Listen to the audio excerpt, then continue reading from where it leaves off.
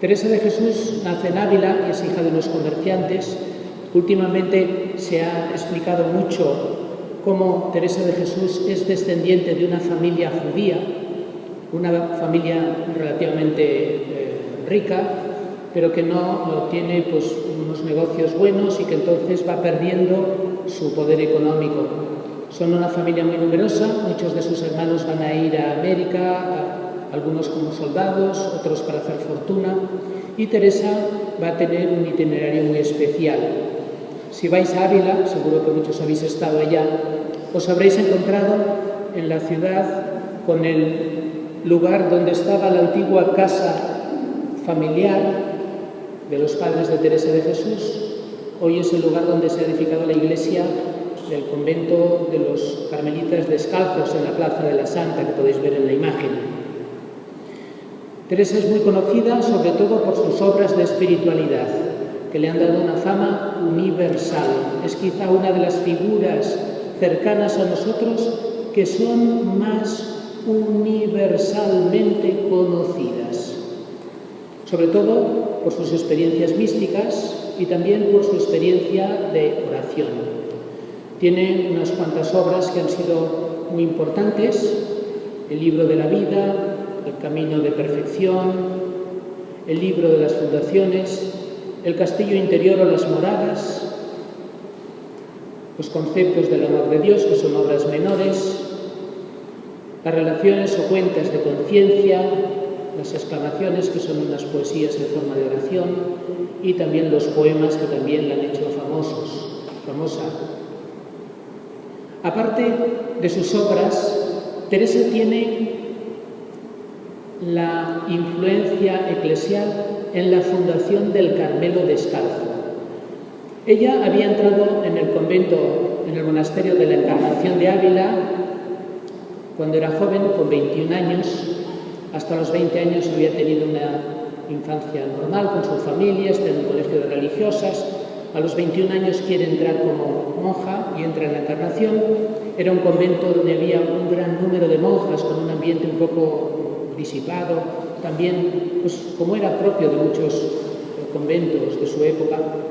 Y a los 39 años tiene una experiencia muy profunda de conversión. Fijaos en este detalle: desde los 21 años que ha empezado la vida religiosa, se convierte 18 años después, con 39 añitos. Después, en digamos la última etapa de su vida, inicia la etapa reformadora del Carmelo.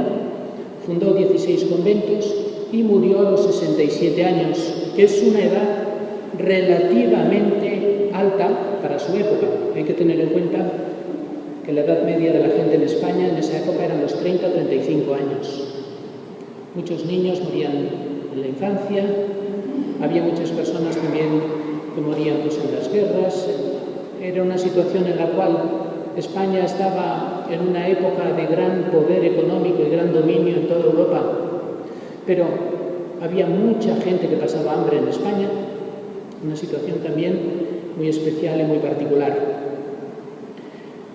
Teresa muere el 4 de octubre de 1582 en Alba de Tormes, se le canoniza 40 años después y en el año 1970, fijaos que es relativamente hace muy poquito tiempo, que se le ha reconocido como doctora de la Iglesia.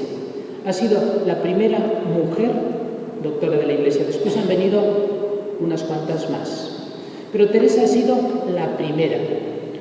Y precisamente se trata de que podamos ver por qué una mujer así especial, con esa capacidad, con esa valentía, con ese empuje, es capaz de marcar una época y llega a ser doctora de la Iglesia, cuando precisamente las mujeres no habían tenido un papel en la enseñanza y en el magisterio de la Iglesia, hasta ella, podemos decir. El doctorado sería enseñar. Teresa es la primera que enseña ya en el siglo XVI. Hay que tener en cuenta la situación ambiental. Teresa vive en un imperio donde no se pone el sol. En Europa, el rey español Carlos I, después será Felipe II, el que convive más con Teresa es Felipe II. Son reyes que dominan Europa, a veces en lucha, en pugna con otros reyes, con Francia, después con los príncipes alemanes. Hay numerosas guerras y también está la situación religiosa de Lutero, que marca una gran división que influirá mucho en toda la historia de Europa. Teresa está en esta situación especial, particular, y después también con el descubrimiento de América se van abriendo nuevos horizontes, nuevas perspectivas de evangelización, de colonización. Ya sabéis, la Iglesia también tiene un papel importante para llevar la fe a América del Sur, pero también en este proceso hay muchos elementos negativos en el sentido pues, de la colonización, de opresión, de negación de las culturas de aquellos países, y que también pues eso después con el paso del tiempo se han ido remarcando. Una época por tanto muy movida, y en esta situación tenemos la figura de Teresa como yo diría que es como un pequeño o gran milagro. Vamos a ver por qué. Teresa se encuentra en una situación en la que la mujer no tiene ningún valor, no tiene importancia. Y en cambio ella va a marcar una época.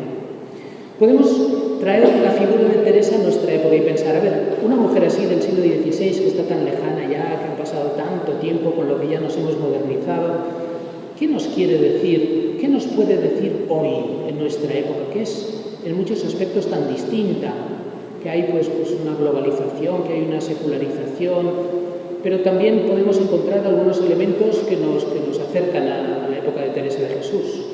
Por ejemplo, también hoy en Europa, en nuestra ilustradísima y modernísima Europa, continuamos teniendo guerras religiosas y económicas relativamente cerca de aquí, en el Mediterráneo, al otro lado del Mediterráneo, en Siria, en el norte de Europa, en Ucrania. Volvemos a tener problemas con un fondo también religioso.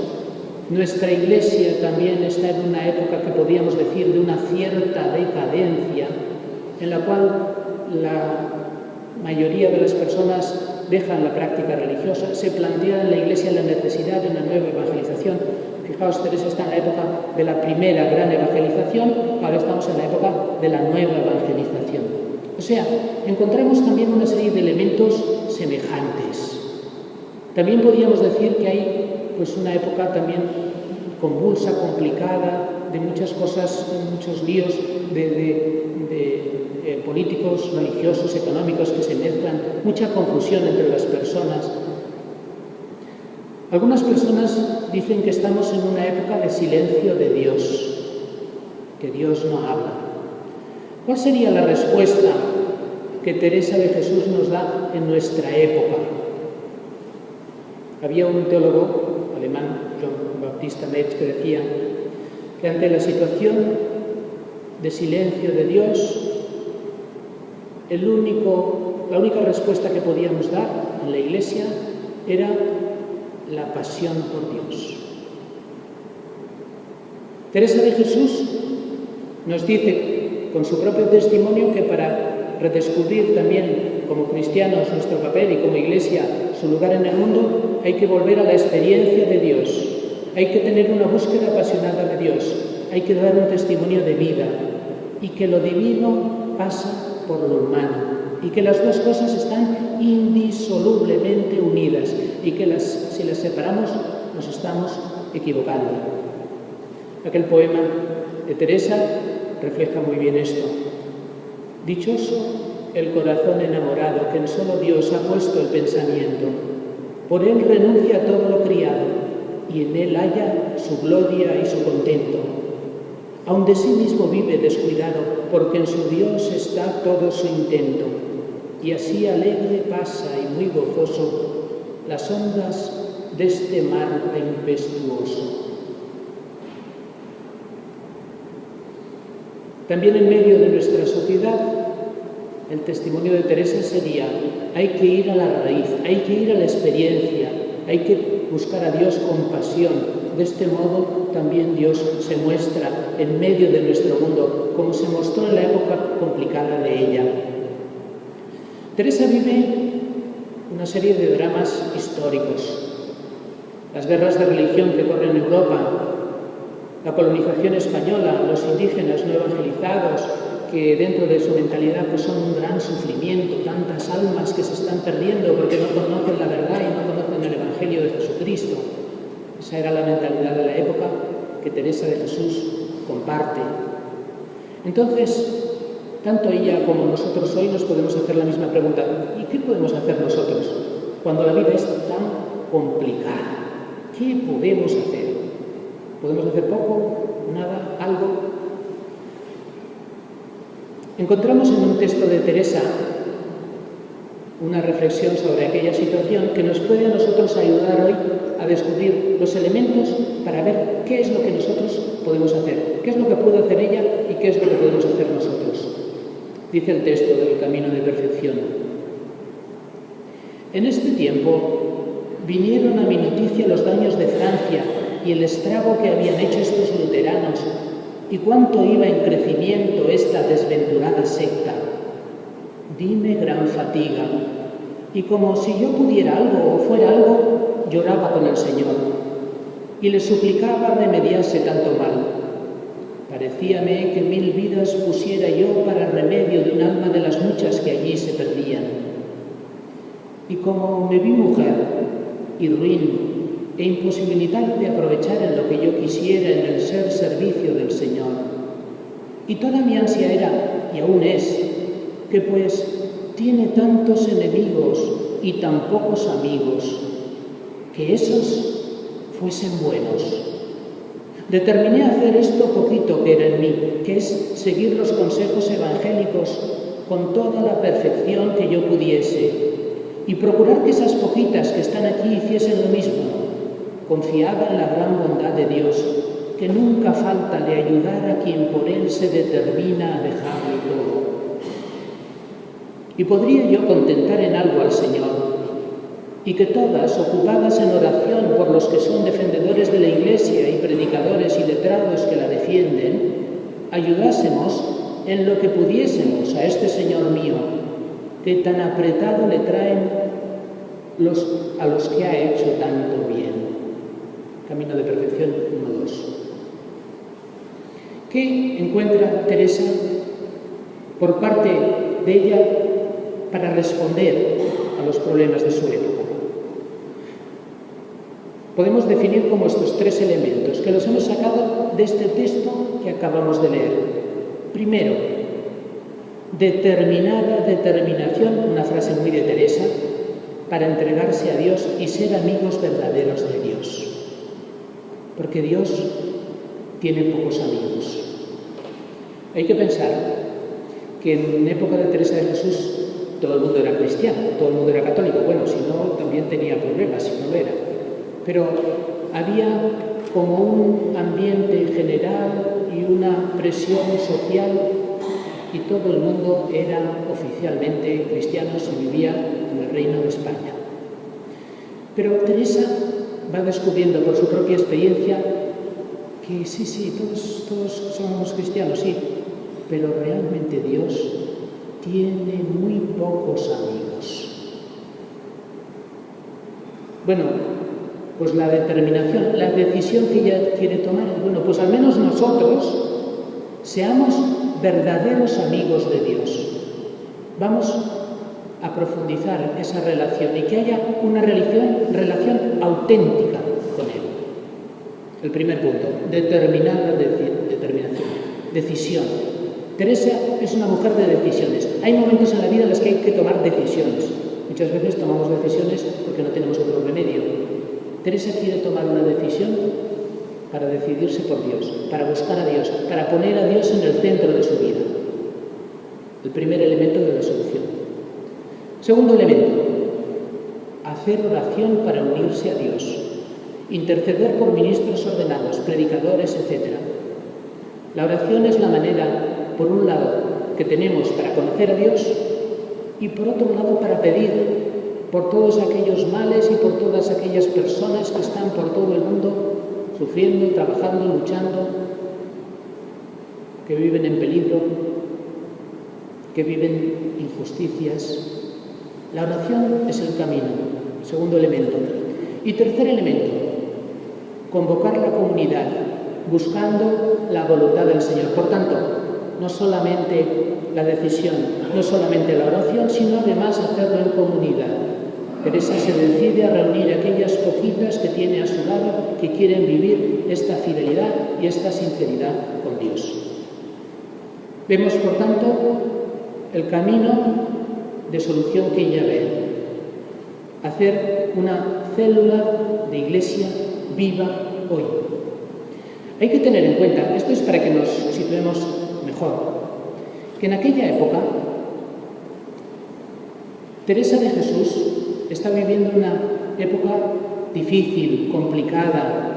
La Iglesia está luchando contra las herejías. El poder político está muy unido al poder religioso y el rey de España tiene mucho interés en que no haya herejes en su reino y los expulsa, y a veces las personas acusadas de heterodoxas pueden ser llevadas a prisión y algunas incluso, si no se corrigen, pueden ser quemadas en la hoguera. En aquella época hubo un buen número de personas que fueron quemadas en la hoguera o que fueron ajusticiadas por motivos de religión. En ese sentido, la experiencia de Teresa es como más sorprendente, porque en aquella época, por ejemplo, Teresa hizo una de sus fundaciones en Toledo en una época en la cual no había arzobispo, y era porque el arzobispo de Toledo, Bartolomé de Carranza, había sido apresado por la Inquisición. O sea, un arzobispo había sido apresado porque tenía un tipo de oración intimista que se parecía que estaba relacionado con los luteranos. Los luteranos eran los de la sola Biblia, los de cada uno en la interpretación personal de la fe. En cambio, la Iglesia Católica no. La Iglesia Católica tenía un cierto recelo hasta ante esos grupos de oración que leían la Biblia y que la interpretaban a su manera. En esa época, Teresa va a ser extraordinariamente valiente y va a enseñar doctrinas de oración de interioridad a un grupo de hombres y mujeres, diciendo y afirmando algunas cosas que se parecían un poquito a aquellas por las cuales muchas personas fueron condenadas en su época.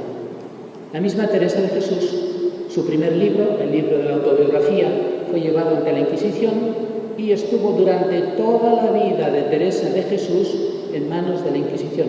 Fue uno de los sufrimientos que ella tuvo, que no lo pudo ver realizado. Ella quería pues, que eso saliese de la Inquisición y que no hubiese ningún problema. No lo vio realizado. Teresa murió, que su libro continuaba en manos de la Inquisición, que estaban examinando esta misteriosa y extraña doctrina de esta mujer que tiene tantas visiones y que tiene tantas iluminaciones.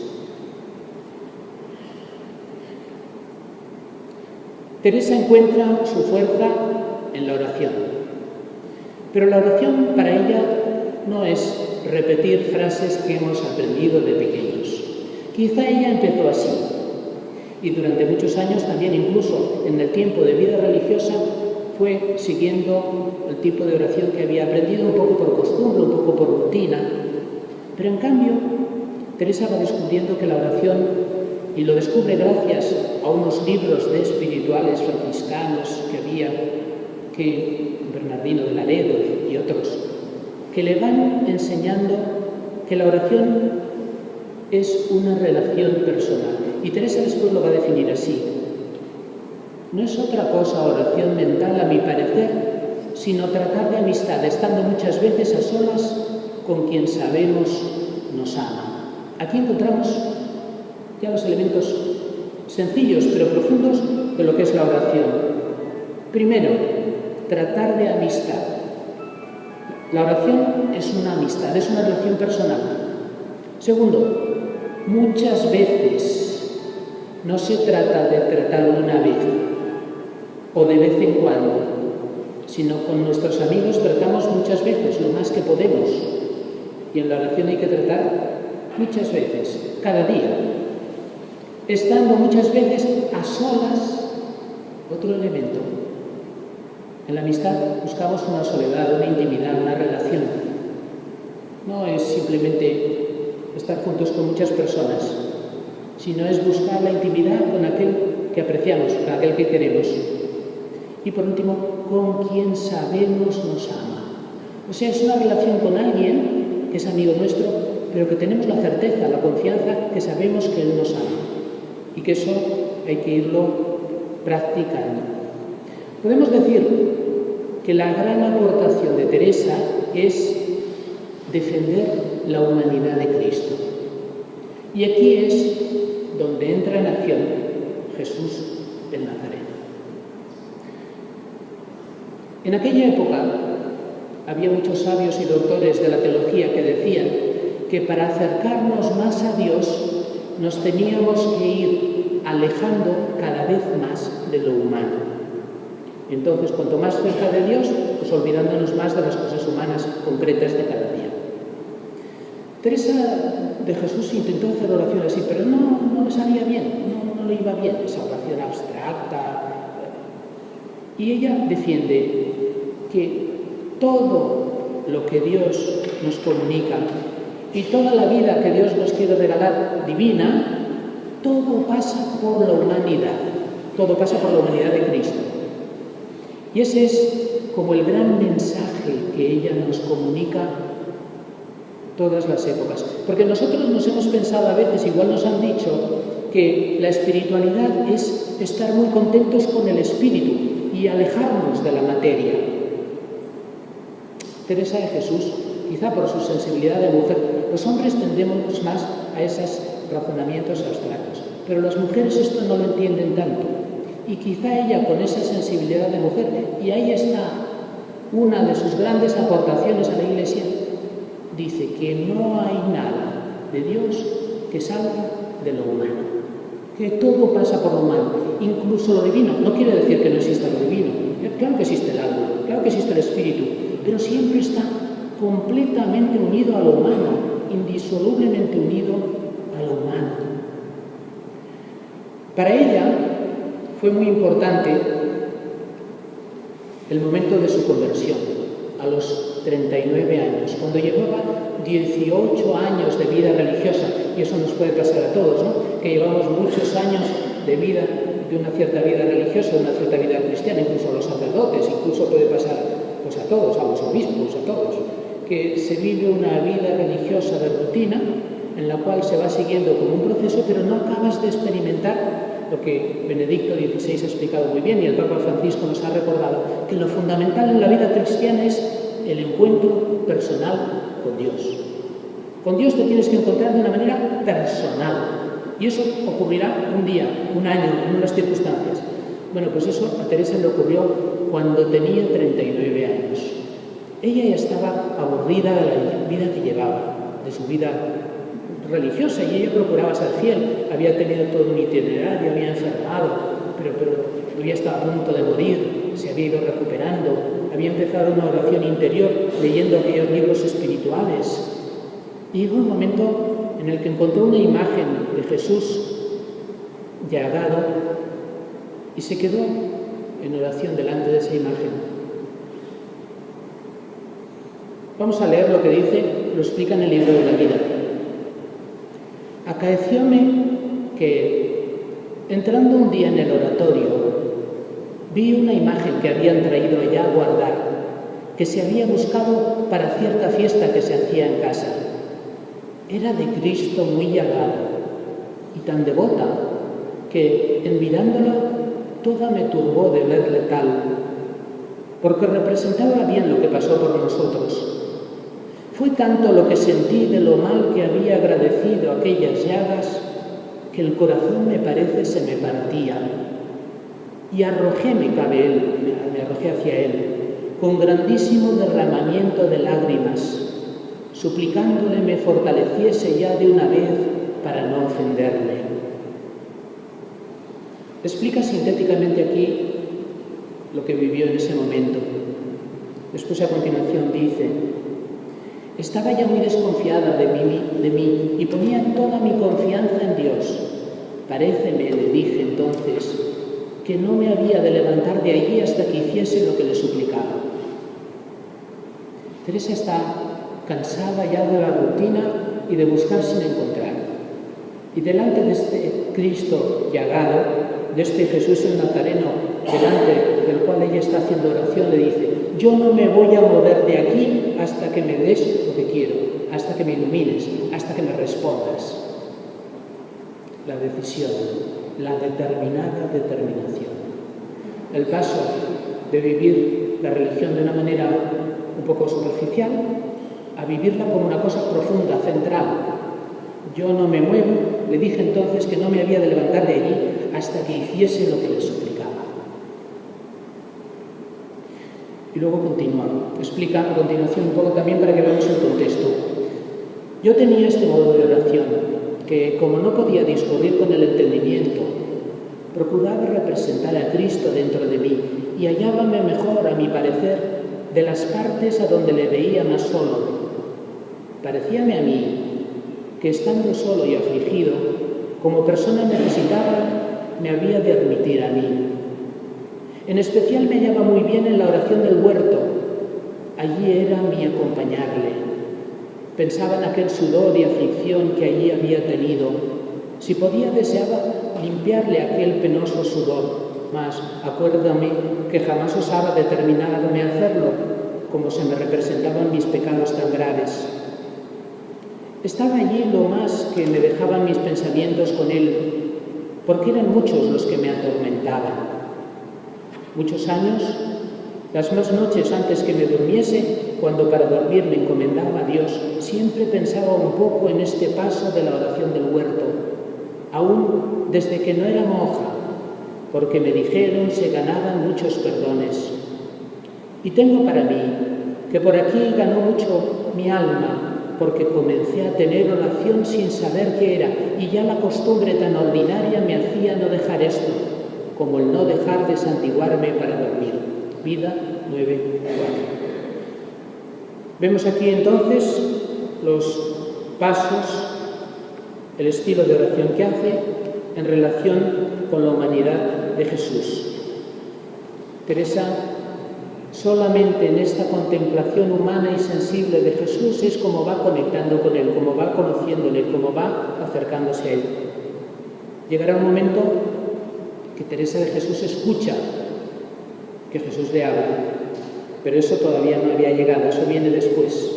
En este primer momento es ella que se acerca a Él, que le quiere escuchar, que quiere sentirse querida por Él, por ese Jesús sufriente delante del cual está en oración.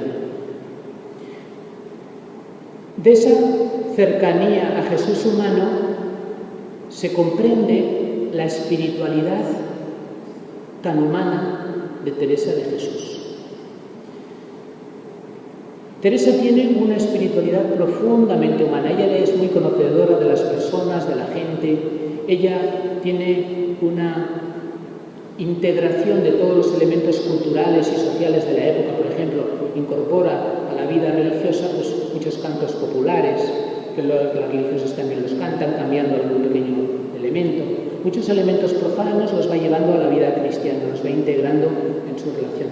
Después tiene una pedagogía muy realista y práctica con las personas. No es en absoluto, ella que es la gran mujer de las experiencias místicas, luego pide a las prioras que estén muy atentas a la relación con las mujeres, con las personas que hay en el convento, y que si alguna tiene muchas visiones, que por favor que le den más carne en la comida para que no tenga tantas visiones.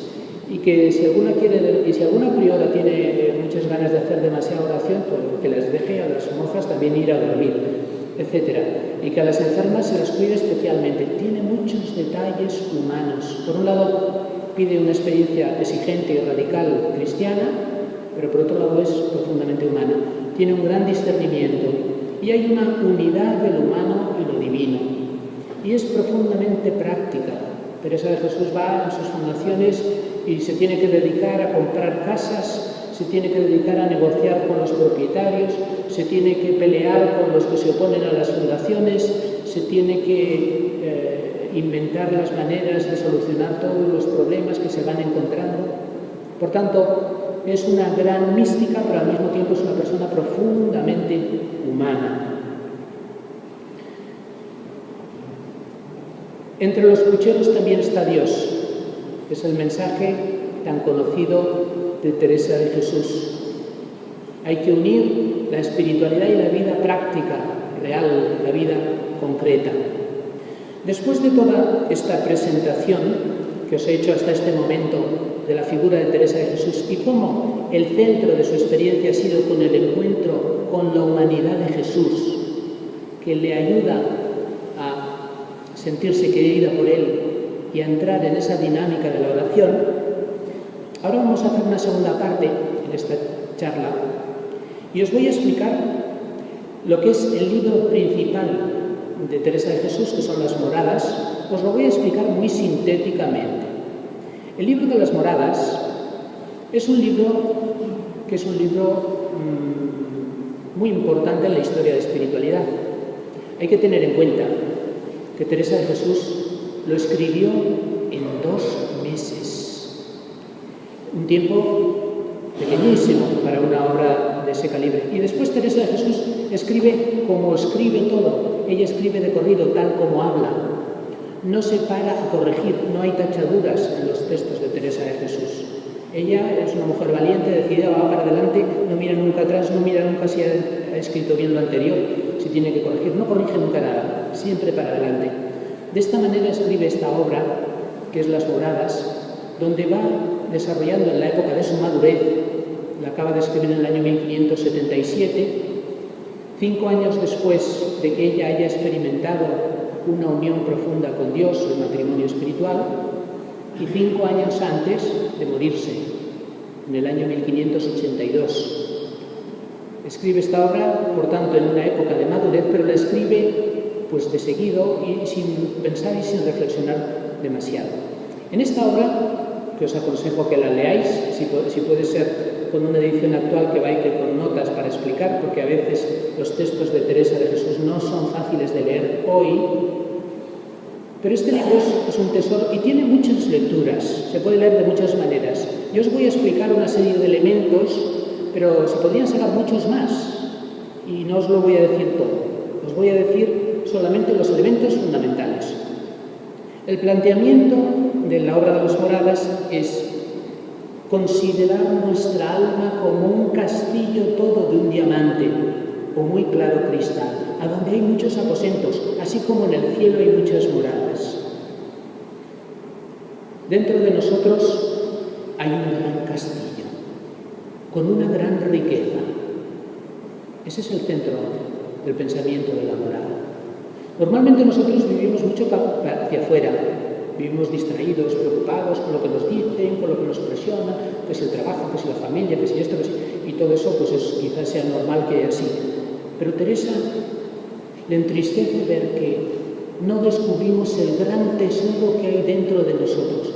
Y un gran tesoro en el fondo, lo más profundo de ese castillo interior que todos tenemos dentro, está la presencia de Dios. A partir de eso va elaborando como una especie de camino que son como 7 moradas. Antes de nada, quiero advertir que hay una manera errónea de entender a Teresa de Jesús y una manera quizá deformada que nos ha transmitido la tradición, que es pensar que la vida espiritual es una gran escalera donde vamos subiendo con mucho esfuerzo, primera, segunda, tercera, cuarta, quinta, etc. Yo creo que esta es una manera muy deformadora de comprender a Teresa de Jesús. Nadie como una discípula de Teresa de Jesús, como fue Teresita de Lisieux, nos explica la clave de la vida espiritual. Todo es gracia. Ahora no vamos a explicar 7 pisos de un rascacielos sin ascensor, sino que vamos a explicar 7 experiencias humanas que Dios quiere que vivamos y Dios está dentro de nosotros. 7 experiencias que pueden ser un proceso, pero que también Dios puede llevar de la primera a la séptima y de la séptima a la tercera o a la cuarta, cuando Él quiera y como Él quiera. La primera morada, entrar en el castillo. Hemos dicho que Dios está dentro, es la interioridad. Estamos equivocados si vivimos solamente hacia afuera. Entrar hacia adentro no es el egocentrismo, no es vivir preocupado solo por lo nuestro, no es el egoísmo, es una cosa completamente distinta. Es buscar a Dios en nosotros, es buscar al otro, descubrirnos a la luz de la fe. Sobre todo esto nos tiene que dar una gran autoestima. Escuchaba el otro día una charla de Antonio Masarrondo donde explicaba cómo usaba la pedagogía de las moradas en las prisiones, con delincuentes y con prostitutas. Y cómo la primera morada del castillo interior es fundamental. Es decir, hayas hecho lo que hayas hecho, te hayas equivocado en la vida, hayas hecho los mayores disparates, Dios en lo más profundo continúa estando dentro de ti. Y ahí tienes la fuente de la fuerza para cambiar, para regenerar, para transformarte. Lo importante es querer ser sinceros, querer ir adelante, querer progresar, no quedarte pues, en el mal o en el pecado o la vida que has llevado. Tener la valentía de contemplar esa presencia de Dios que te puede ir transformando. El primer paso, entrar en el castillo, descubrirnos a la luz de la fe. Dios nos revela quiénes somos. Nosotros estamos equivocados, porque nos hemos hecho imagen de nosotros mismos con lo que recibimos de los demás, y eso es un error. Dios nos revela por la fe desde el interior quiénes somos, y nos hace caminar desde el egocentrismo al dioscentrismo. Dios está en el centro. La primera morada. Pasamos a la segunda morada. Cuando entras hacia adentro, necesitas un guía. Estamos hablando también en nuestra tradición y como cristianos. Bueno, pues Jesús te llama. Jesús te quiere guiar en ese camino. En un primer momento hemos tomado una decisión, sí, pero esa decisión luego hay que irla concretando. Aparecen dificultades, hay que empezar a confiar en Dios. Entonces aparece la humanidad de Cristo, ese Cristo humano que tenemos que buscar en la oración para que nos acompañe. Si no, no podemos progresar. Eso es la segunda morada. La tercera morada. Hay que tomar una decisión en la vida. Fe y perseverancia. Al principio hemos tomado una primera decisión. Sí, pero esa primera decisión no es suficiente. Después de caminar, después de ir entrando en la experiencia de fe, hay que pasar al amor. En este momento, en esta tercera morada, nos encontramos con el prójimo, porque antes hemos hablado mucho de la interioridad. Sí, pero la interioridad a veces puede ser muy cómoda y a veces lo que cuesta más es el hermano, es la persona que tenemos a nuestro lado con la cual tenemos que convivir. Bueno, pues en esta tercera morada se conecta la interioridad, la intimidad de la relación con Dios que luego se tiene que concretar en una relación de amor con el hermano. El prójimo es la prueba de la autenticidad, no buscar la autojustificación, aceptar las contradicciones y las sequedades. 3 moradas. En las 3 primeras moradas predomina la actitud personal. Soy yo el que avanzo, soy yo el que actúo, soy yo el que tomo la iniciativa. 3 primeras moradas: ascética, iniciativa personal, oración de meditación. La oración de meditación sería ese pensar en Jesús, ese acercarnos a Jesús en el huerto de los olivos o en otro lugar, ese acercarnos, estar en su presencia, en su sintonía, es sentirnos queridos, acogidos por Él en silencio. Después uno va entrando como más profundo, sería la 4ª morada. Y después las moradas que vienen a continuación ya es la mística. Pero la mística no son las experiencias extraordinarias con las cuales se nos ha hecho famosa Teresa de Jesús. La mística auténtica es entrar en el misterio de la vida, que es el misterio de Dios. Y esto estamos llamados todos a entrar en esta experiencia, aunque no pasemos por levitaciones y transverberaciones. Eso no tiene ninguna importancia. Hay una cuenta de conciencia muy interesante. Al final de la vida de Teresa de Jesús, cuando ya estaba en el matrimonio espiritual, ella en oración escucha que ella estaba preguntándose a ver por qué ella no tenía experiencias extraordinarias. y Jesús interiormente. Lo podéis leer en las cuentas de conciencia o relaciones, que son esas experiencias que ya tiene, que las va explicando. Pues Jesús le dice, ya no es necesario para nuestro propósito, ya hemos solucionado a los que no confiaban en ti. Con eso está diciendo, resulta que Teresa de Jesús, las grandes experiencias extraordinarias, la única finalidad que tenían, según lo que Jesús le dice, era convencer a los díscolos para que ella pudiese cumplir su misión. Las grandes experiencias extraordinarias no son lo más importante, lo veremos aquí. Continuamos con las etapas. La cuarta etapa, la cuarta morada. La fe vivida como gratuidad, olvido de sí a favor de Dios. Esa presencia de Jesús ya es estable, es un estar juntos con Él, es una experiencia de amar. Se va recibiendo ese amor de Dios. La quinta morada es una etapa fundamental, es la etapa de la transformación. Teresa de Jesús coge en esta etapa el símbolo del gusano de seda que aparece en la quinta morada en los números 1 y 2 y habla del dinamismo bautismal, de la muerte y de la resurrección de Cristo. Nosotros en las primeras moradas hemos estado haciendo de nuestra parte, hemos tomado una iniciativa. Hay que ser buenos, hay que escuchar la palabra de Dios, hay que hacer oración, hay que procurar no pecar, hay que, en fin, ponemos de nuestra parte lo que está en nuestra mano para ir adelante. Son las etapas primeras. Llega un momento en el que más bien empezamos la oración de contemplación, que es ver lo que Dios quiere y dejarnos mover por Él. Es cuando Dios empieza a actuar. Para que Dios pueda actuar en la vida de las personas hay que pasar mucho, porque es que no le dejamos. Estamos siempre luchando con Él, siempre peleando para salirnos con la nuestra. Y hablo de personas religiosas, de nosotros. Bueno, pues en ese camino hay una etapa fundamental que es la quinta morada, que es el gusano de seda. El gusano de seda se va envolviendo con la seda, está ya encerrada y después se abre y sale una mariposa.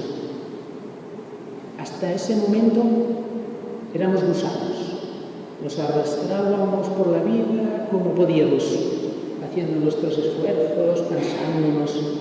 En cambio llega un momento que no se sabe cómo, por gracia de Dios, evidentemente, y misteriosamente nos parece que podemos volar.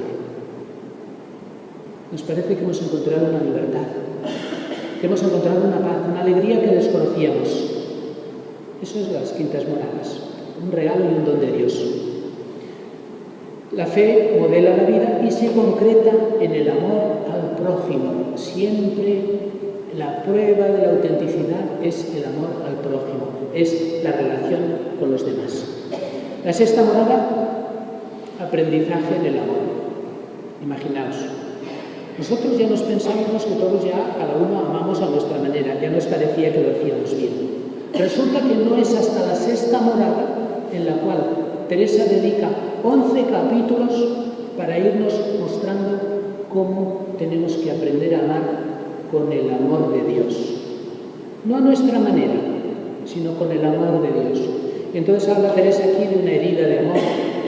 Hay un anhelo de gozar plenamente y en esta etapa también se puede experimentar una confusión y tribulaciones exteriores e interiores muy grandes que contrastan con experiencias místicas. Si alguno de vosotros o de vosotras tiene experiencias místicas, que sepa que es por eso, porque está en la sexta morada, que son las que tenía Santa Teresa, pero que resulta que son motivadas por la preparación para la unión plena. Pero cuando Teresa alcanza la unión plena, que son las séptimas moradas, ya se acaban las experiencias extraordinarias. ¿Y en qué se convierte la vida cristiana? En querer vivir un amor a Dios y al prójimo en cada momento presente, aceptar los sufrimientos y, como dice Teresa en diversos momentos, obras quiere el Señor, obras quiere el Señor. Ese es el resumen. Ahí tenemos todas las moradas. Primera morada, Dios te ama, mira dentro y conócete. Segunda morada, Cristo, la humanidad de Cristo te llama a que le sigas, conócele a Él. y así te vas a conocer a ti, conociéndole a Él. Tercera morada, somos amigos. Aquí hay un momento fundamental en el cual, en esta amistad, Dios quiere que le demos nuestras miserias. Es la experiencia de la humildad. Ella explica muy bien, que es andar en verdad. La cuarta morada, estamos juntos, el Tabor. La quinta morada, renunciar por amor, rendirse, morir, es el cambio del gusano de seda a la mariposa que vuela. Pero esta quinta morada también reclama una experiencia interior de rendirse. Es aquel ponerse delante de Dios y decir, tú, haz tú, muéveme tú, llévame tú, guíame tú. Pero esa experiencia sincera y auténtica, profunda, interior. La sexta morada, aprende a amar, déjate amar por Dios. Para aprender a amar, lo fundamental, más que querer amar mucho, que muchas veces lo que solemos hacer cuando queremos amar mucho es estropear las cosas, lo primero para aprender a amar como Dios nos ama es dejarnos amar por Dios, porque no nos dejamos amar por Dios. Eso es una experiencia muy profunda. Y por último, la séptima morada, que es la resurrección con Cristo. Entonces, en las séptimas moradas hay una serie de características con las cuales ya vamos a ir acabando toda la reflexión que hacemos en el día de hoy sobre Teresa de Jesús.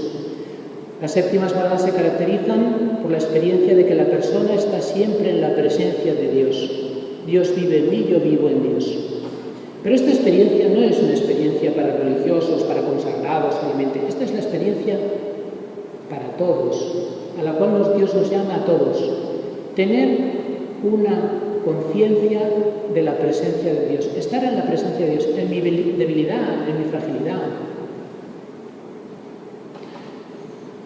La persona vive muy unida a Jesús, Él en mí y yo en Él. Es lo mismo que decíamos de Dios, pero es en Jesús, en la humanidad de Jesús. Ese Jesús con su humanidad, con su sufrimiento, está conmigo, me acompaña, me apoya, y yo también quiero compartir con Él sus sufrimientos, no solamente en mi vida, sino en todos los demás, en las personas, en la relación con los demás. Y por último, una actitud humilde, sencilla, de servicio, de entrega, de amor a los demás, de generosidad.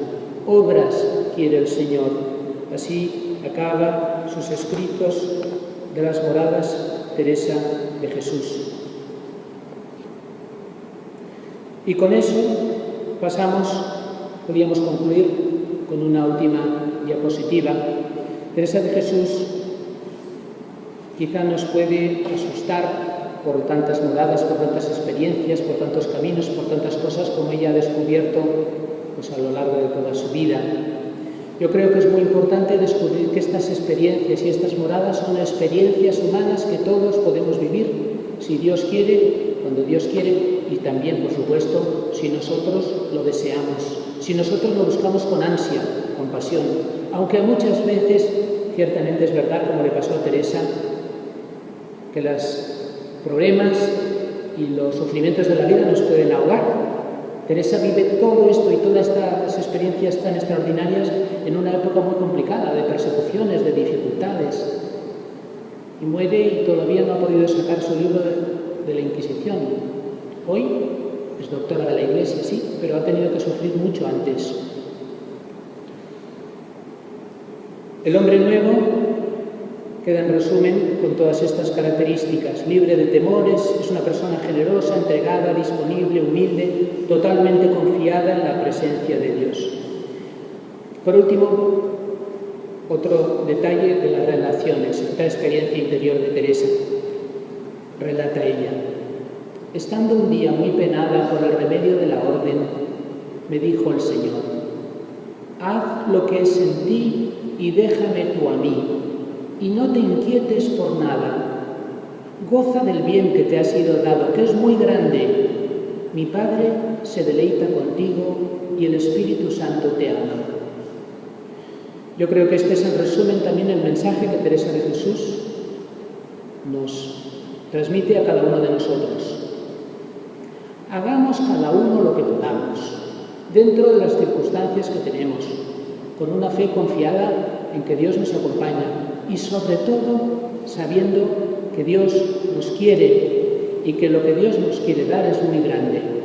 Con esa confianza, con ese espíritu, vayamos adelante. Continuaremos mañana. Gracias.